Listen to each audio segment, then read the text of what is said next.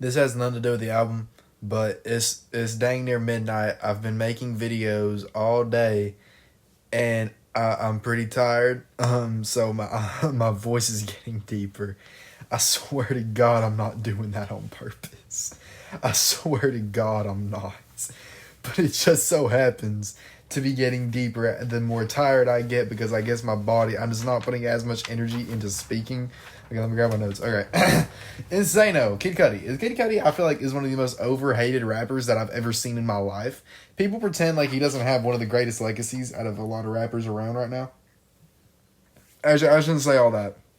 He has a lot of really big, like, contributions to music.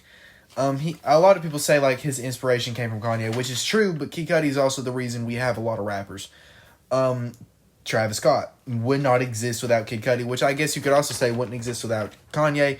But I'm not talking about Kanye. I'm talking about Kid Cudi. Kid Cudi has had a lot of inspirations and has done a lot for the like hip hop music, and really music in general, which is great. I love that. I'm so glad Kid Cudi has that legacy and that he can like whenever he like officially retires, he can live off that.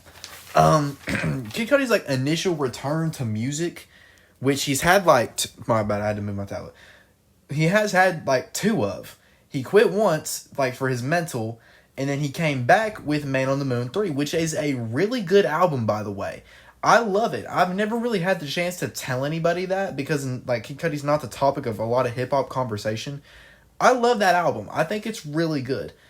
And it was also like one of my first experiences listening to Kid Cudi, which I know is really embarrassing, but I'm only 17, bro.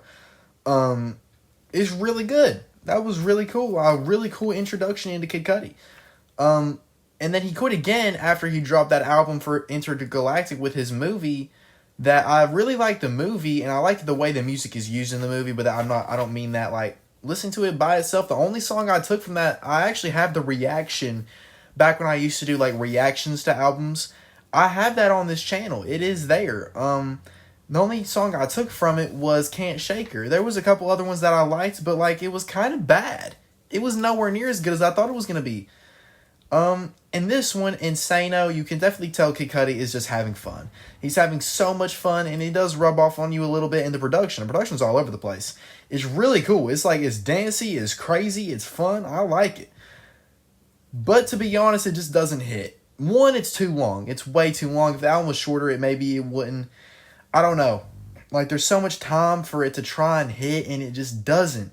I don't know what about it. I can't get into it like I want to, which sucks because certain songs I do. The song with Yachty, Get Off Me with Travis. Well, oh my God. Is it Cud Life? I think is the other one that I really, really like. I love those two songs. The song with X, You Can Completely Wipe Off This Planet, it's so tasteless. I don't think he meant anything bad by it. But I'm pretty sure what Scheme said is that it is a already made song that Cudi just slapped himself off on and named it Kid and Cud and like trying to act like y'all was friends or something. I don't think he meant anything by it. Kid Cudi doesn't seem like the person like to do something like that. Or maybe he did. That's just, I found that tasteless. All the features do a pretty good job. I like DJ Drama on this album. I think he makes a fun contribution. Kind of the same contribution, but nowhere near as good as he did to the Tyler, the Creator album. But yeah, I can't get into it, and it sucks. I hate that I can't get into it, man. I can't. I love that Cudi's having fun. I do. But it just doesn't hit, man. Now, to be fair, this album would probably go insanely hard at a crazy party with drinks. And you're drunk. And you're in a fun party state of mind. And as you're doing what Cudi says, you're raging. That context this album probably goes hard in, but just chilling, no. And I feel so bad saying that. I'm also tired and a lot of emotions coming out right now. Just, it sucks that I can't get into this album. I don't know what about it. It just doesn't match my mood. I'm not in this rager mood. I'm all the time. If I am in this special, very, very unique mood that I'm very, very rarely in, maybe that could come into play, and there might be a day randomly where I'm like, this album kind of hits right now, but it doesn't. I've tried listening to it like a few occasions. It doesn't get into it. I can't get into it. I'm sorry. Right now, I'm thinking a 4 out of 10. Hopefully, that goes up to maybe a 5 out of 10 in the future. But yeah, right now, 4 out of 10. Which sucks because I was expecting higher, but yeah, 4 out of 10.